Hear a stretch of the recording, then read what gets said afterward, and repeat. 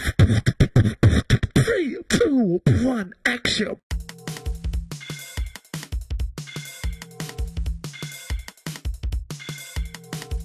We are the Enlighten team!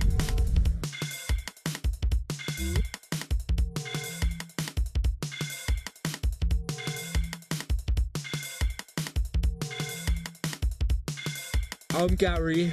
I got involved in the Enlighten project because I've been through the care system myself and I know what it's like, I know it's hard, and I believe that there should be changes, and yeah, it's too much hassle in there, so I'm trying to make a difference.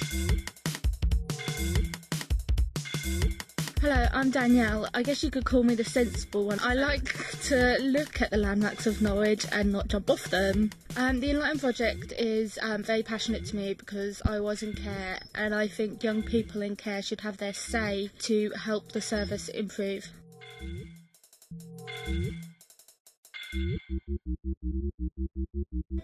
Hi, I'm Mikey. I'm the poet of the group. The reason why I wanted to do Enlightenment was to give other people a lot more views on what it's like to be a young person in care, and also to try change the standards of social services of Norfolk.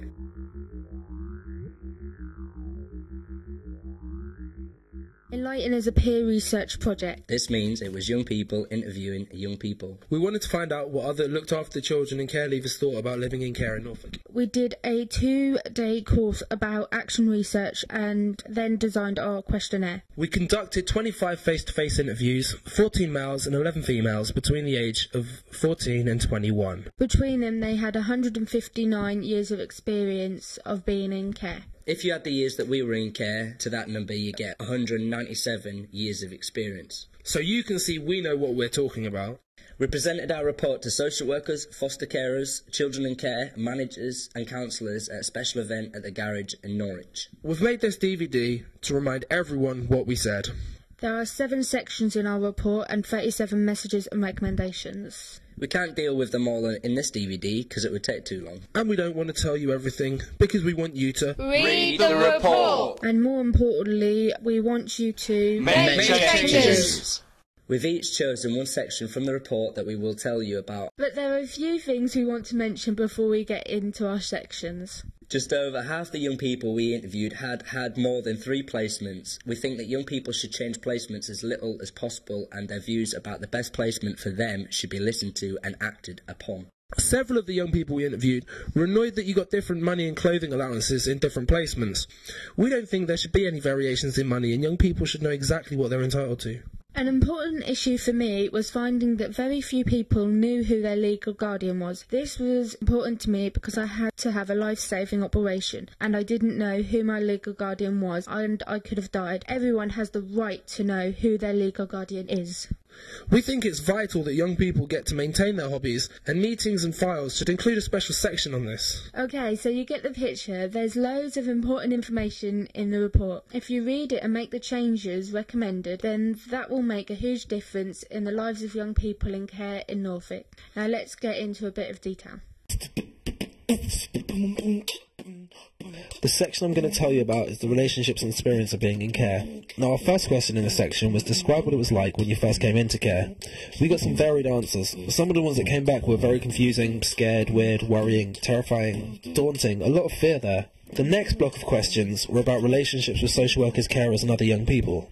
One of the positive answers we got about social workers was, my social worker really listened to me. One of the more negative ones we got was, a lot of them take over and insist they know what's best. The next point was about relationships with carers. One comment which really touched me was, when I've gone off the rails, they've always supported and listened to me without judging me. Now, along with that, there's always negative. One was about residential homes. I hated it. It's more like a prison than a home. Everything is locked. You feel like you're a prisoner.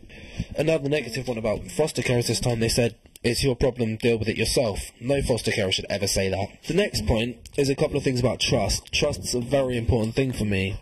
One of the quotes we got was about carers, some you can trust, and some go by every rule and tell social workers everything. Others let little things go. The final question was about how being in care had influenced their life. The majority of answers we got were positive.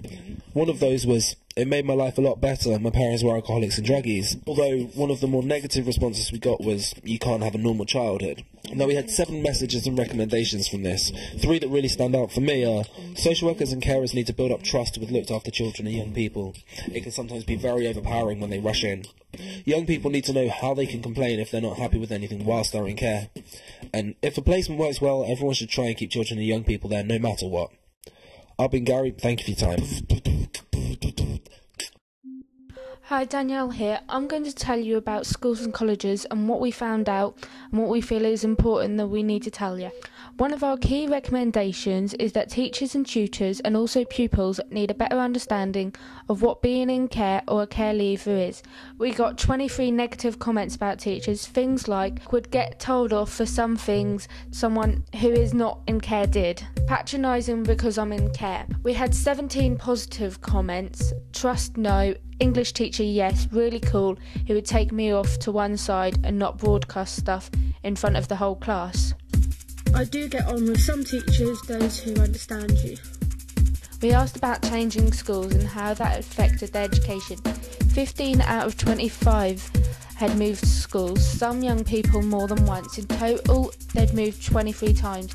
The reason for this were because they'd come into care, they'd moved placements or been excluded. 11 thought it had affected their education, struggle in some lessons, way behind in coursework and exams. But not everyone thought moving schools was a bad thing, one young person said. Now I am learning and listening more, environment more friendly. 14 out of 25 said they had been bullied, but only 2 thought that being in care was the reason. Here's one of the comments: when you are in care you are different and you get picked on as you don't have a family. They had some good ideas for dealing with bullying that you can read in the report.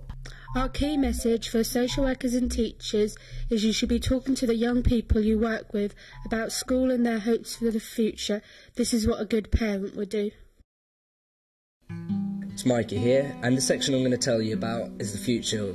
We asked 4 questions about leaving care and hopes for the future. Also, we asked what age did you think services would end, daunting the fact that the majority of young people actually did not know. Overall, we had 41 comments all around accommodation, life skills and other important factors. Quotes I feel that are important: more money, £45 to live on after you've paid your food and rent, there's not a lot left. Accommodation, I want to go into my own place, but I've been told I could be in a B&B for up to 2 years. Obviously nobody wants to be left with that.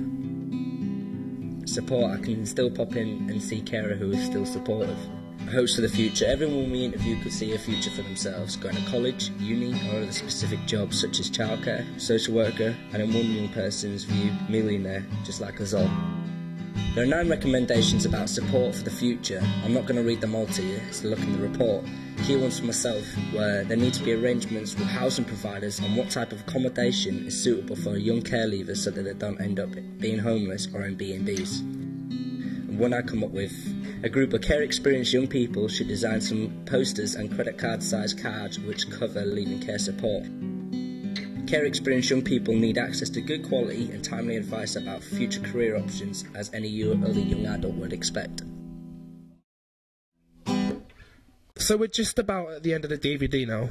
There's loads of people we need to thank for helping us with the project, but most of all we want to thank the young people who took part. We've shown you some of the things they've said, but you can read loads more of their comments in the report. So whatever you do, don't let this report gather dust on your bookshelf. Make change!